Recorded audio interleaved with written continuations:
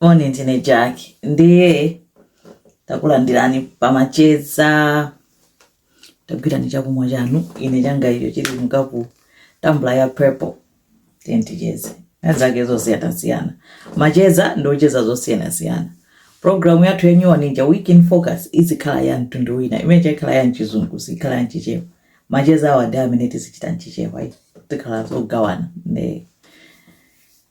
ndikhulupirira mwaswera bwino zochitika zachuluka iti a PDD awakaniza bail tinene kuti naneyo tizayankhula zambiri kumapeto kwa kesi yake ili kumapeto koma sinante chifukwa chonena kuti sanampatse sentence sanachite sentence nkhani yakhala ma deliberations akupangika anthu akhala kupereka maumboni anthu pafupifupi 30 apereka maumboni kuphatikiza khasi uja anali chibwezi chake chija achina Kid Cudi muntu wina wake zina yake Zoe wina zina yake Jenny anthu ambirimbiri osiyana eti anapita kukapereka maumboni awo koma maumboni ambiri amakhala mchitidwe wa nyasi kwa zachiwerewere nde plus anali ndi ma videos eti anachita confiscate ma videos ambirimbiri azomwe zimachitika kumapati awo zonyasa zomwe zimachitika kumeneko so poti anthu analionera kuti akumpanga pentiye kuti amapangitsa anthu wakuti azipanga zimenezozo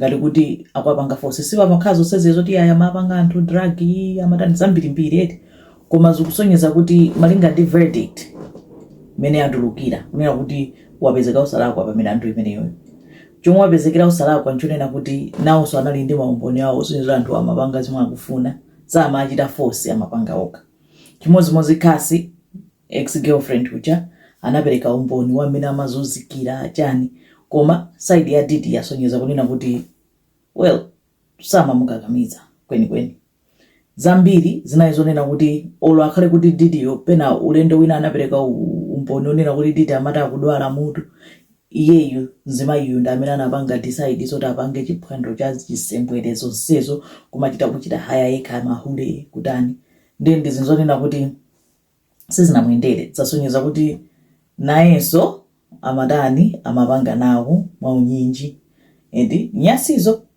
nde zaoneka kuti sanachitidwe force anthu ena amene amakapereka maumboni anali anthu onena kuti tikozona kuti mahule oti anachitidwa haya ndipo amalipiridwa ndipo ambiri amachita kumasankha amakhala kasi mzimayi edi amachita kuwasankha nkuwalipira nawonso anakapereka maumboni koma nkhani ndiyonena kuti anachita kuchitidwa haya ngati mahule ngati ndi ntchito eti ndi analipiridwa ndesanga kanene kuti yayi ineyo anandikakamiza pamene munthu anachita kuchitidwa haya trail yonse anakupeza pa intaneti anakuchitani haya anakulipirani malipiro munapereka fee kenako munapita zoterozo ndezapezeka kunena kuti nyasi zodi ndeziliko nyasi zodi ndezimachitika koma zikuoneka kuti mbali zonse zimapanga nawo willingly eti pamene chasokoneza kesi koma mlandu umene umaoneka kuti ukhala uyipitsitsa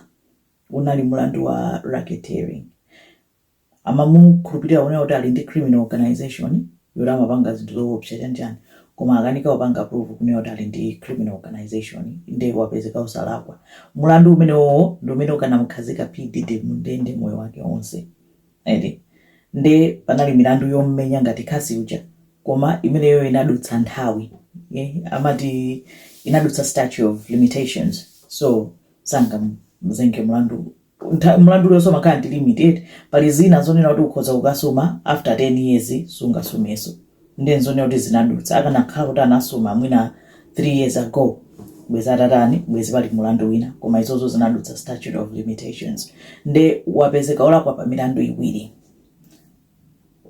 kuchita transport mahule kuwachosa dera lina state ina kuwaolotsa kupita state ina for profit nde milandu iwiri imeneyoyo watani wapezeka olakwa pamene milandu inayo anthu amanena kuti yayi nanga izi zibwanji sanapezeka olakwa komanso pati ya yomwe amammenya mkazi acheyo yoyipa anaonesa video yakummenya mkolidwe anafotokoza mbali nayo kuti ati amammenya fata anthu anakhala awiri kumasuta chamba kutenga madragi ndi mkazi anachita odaka ya madragi otani kuwapasa Diddy ndezikuoneka kuti munali zina zake zosakhala bwino mutu waona khangati zambayizikitsa zomwe anampatsazo nkuna ati amamenya zozake zopezeka kuti omvesera awene kuyamba kuona kuti fans yonse isili inomoyi eti onsewa amagula amavinira limodzi kenako akutembenukirana kuti iwe ungatere pamene anthu amapangira zonse chani awangira zonse limodzi chomwe chikusonyeza ndi chiticho ndi chimenecho ndechina ndichandimane kuti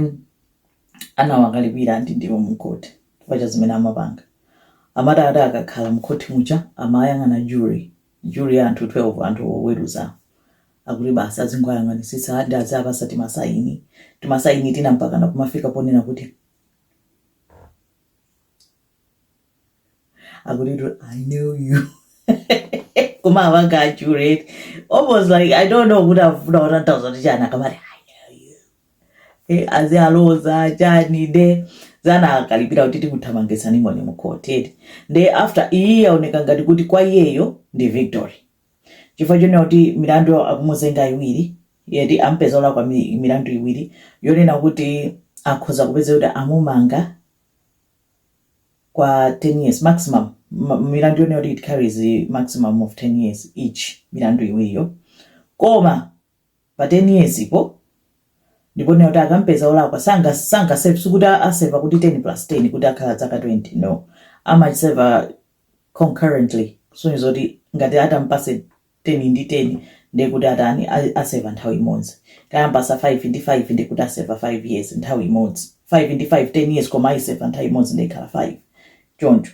nde timu yake ikunena kuti ikupempha kuti yapempha khoti kunena kuti angokhala miyezi 21 koma achotsere nthawi yomwe wakhala kali mundende wakhala nthawi yayitali pamene timu inayi osuma akunena kuti yayi mumange at least zaka 5 nde chagwano kwa ndani kwa judge kuti apange decision kunena kuti amtulutsa kapena kuti ampatsa nthawi yochepa sizikudziwika kuti judge submarinian anena kuti yani ndamene akudani akuzenga mlandu nde pamene anakana sindozoonera kuti timu yake imafuna kuti ampange bailout why ampanga bailout bwanji munthu woti wapezeka olakwa pa milandu united akwena wadikire chigamulo cha judge kuti anena kuti akhale nthawi itali bwanji nde pamene titamvere kuti koma akakatuluka kukawawasa angase athu timaona ngati wadera patipo mwanthera pamenepo koma we will see imene ndi update ya PDD ndi milandu yake koma sukuti this is the end pacha tinanena kuti wasumiridwa kale ndi milandu kaya ingati ndi anthu upoza 100 odade awana achita izi koma aonde ma civil lawsuits si criminal kusiyana kwake kuna kuti si milandu yoti amangidwa nayo koma ndi milandu yonena kuti apeze kuti azilipira ma compensation edi nde milandu iyi yamulowa kale nthumba koma dzimulowa nthumba kwambiri zonena kuti apezeka kuti singanene kuti sangasauke chifukwa chonena kuti anachenjera kwambiri ma artist ake yeye uchasi producer kuyambira achina big aja BIG anthu amene iye amachita produce amapasa ma contract onena kuti iyeyo ndi amene amakhala beneficiary kwambiri kuna kuti ma royalties iye ndi amene amalandira kwambiri zina zonena kuti anthu ena iye anachitira to take control of music and royalties akhala kulimbana kwambiri so ndizonena kuti ndalama zizitanibe zizilowabe sikuti achita kuti sauka kapena kutani ndalama zichoka nthumba koma mutsalabe ndalama ndipo zizibwerabe imeneyo ndi update ya DD case yawo imene inapangira muja amene apolisi anachipangira ready kuti kuoneka kuti basi this is over koma aoneka kuti analibe makesi amphamvu kweni imeneyo ndi update ya PDD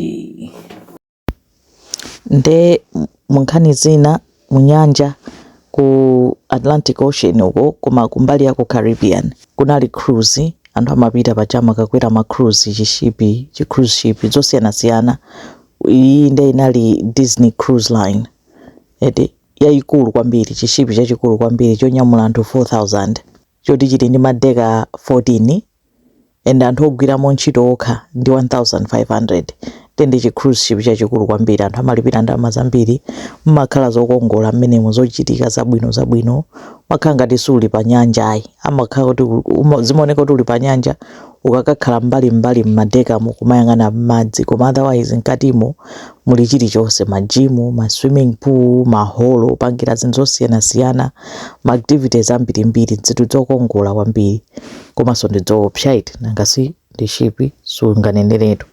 Nde anthu akwera bwinobwino mbali mwa mashipimu muli anayika ma railing ngati dzimabaa zonena kuti anthu asamagwepo, azitha kuyima basi aziyang'ana mnyanja munja. Komanso level 4 anayika ma lifeboat edi basi ngopangira kuti sunganeneretu pa nyanja. Nde banja lina akuti atenga mwana wawo wa zaka 5 kumukhazika pa chibaa, chirailing choletsa anthu kuti asagwere ku nyanjako, atumukhazika pamene kuti amujambule, basi utenga kamera kuti ambe kumujambula mwana uja basi nkupulumuka. Anachoka level 4 edi kugwera mu nyanja muja, ndi nyanja ya Atlantic Ocean. Mwana wagwera mmene mujamo, mwayi wake abambo ake sanaganize nkuganizako, sanadikire, anangodumphira m'madzi momwemo nthawi imodzi. Endi normally anthu akanangomira chifukwa ndi mkatikati mwa nyanja, pokuya poti posaneneka kuya kwake.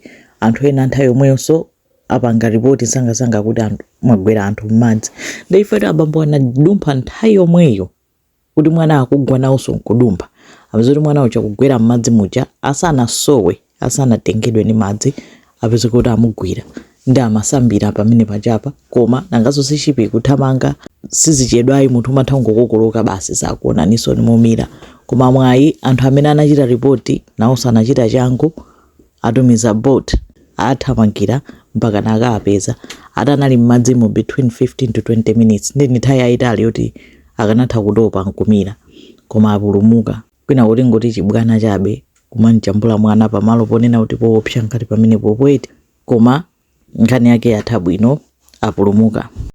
Ndi zina zakwathu ku Nigeria uku a Two-Face kapena titi Two Baba Idibia uyu oyimba African Queen paja pakatipa anatchuka kwambiri, anamusiya mkazi wake Annie after kukhala naye zaka 25. Eni anaberekerana ana, of course a Two-Face iwo amangoti atuluka nyumba akabereka ndi akazi ena, atuluka nyumba akabereka ndi akazi ena, ali ndi mabebi mama 4 kankati, ali ndi ana 8. Annie asanabereke nkomwe atakwatirana ndi Two-Face, anapeza kuti a Two-Face akubereka kunja kwa banja kusiya iye nyumba.